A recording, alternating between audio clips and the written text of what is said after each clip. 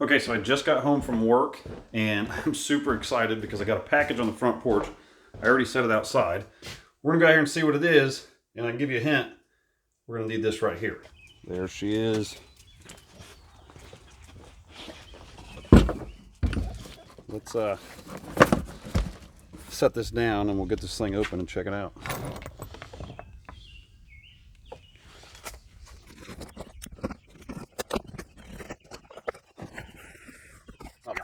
And there we go.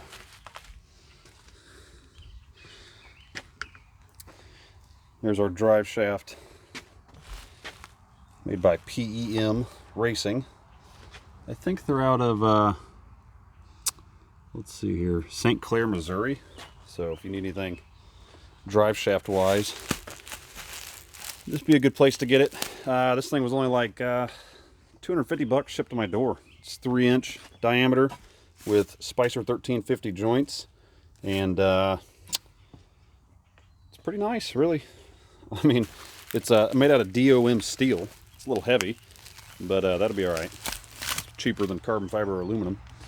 The other thing too is I got the car, if I can get this thing to focus here, got the car sitting on all 4 wheels, and I popped the headlights back in it and the front bumper just to see what it looked like. But I had to do that because I had some Jeep Cherokee wheels I wanted to try out, and they fit good enough for now. These are just temporaries, obviously. So anyhow, I'm going to go ahead and get this put together and get it in the car. I'm going to do that off camera just because my phone's almost dead after working all day.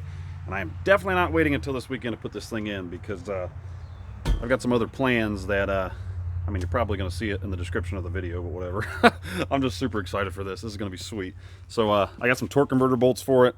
I got to figure out my tranny cooler lines, dipstick for the transmission, and then it also needs a dipstick for the engine too, but that'll be all right for now. And then I got to figure out how to get this thing in gear because I'll just go ahead and say it. We're going to get this thing to do a burnout because who doesn't want to see that? So, like I said, I'm going to go ahead and get this drive shaft together, and here shortly we will get to the burnout. Okay guys, so right now I'm heading towards the pick and pull here in Charlotte, so that way I can get a couple odds and ends for the car to get it up and going. I need to get some transmission cooler lines figured out. Hopefully I can get a shifter figured out. If not, we might have to just have the cable stick them out of the floor or something. And then, you know, whatever other little odds and ends I can think of that this thing's going to need to be able to do this burnout today, because we are most definitely going to get that to happen. So stick around, check out and see what happens, and I can just about guarantee you by the end of this video, she's going to be burning some rubber.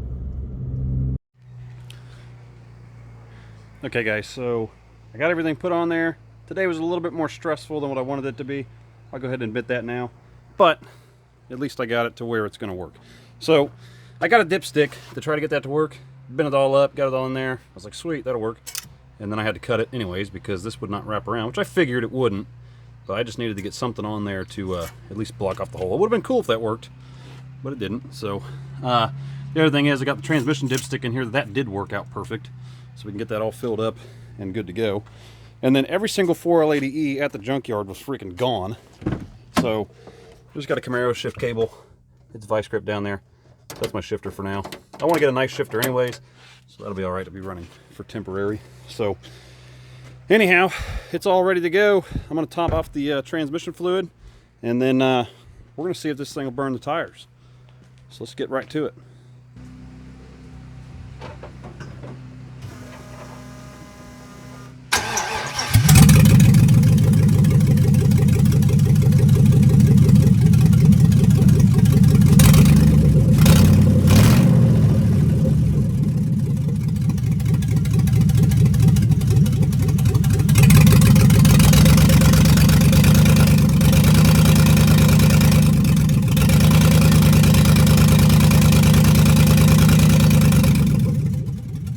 Okay, so I had some technical difficulties, in case you couldn't tell.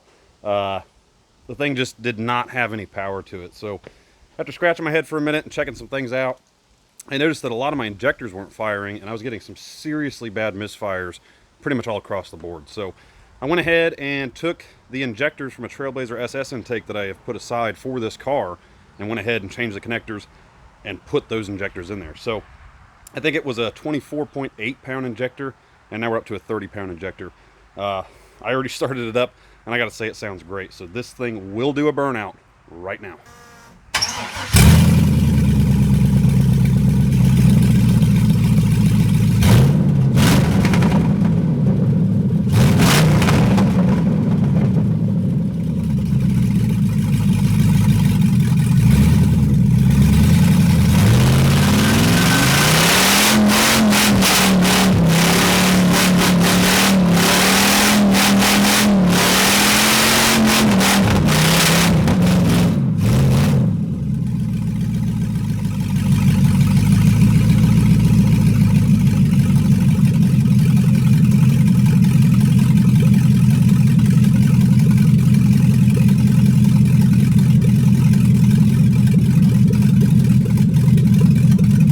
That is what I'm talking about.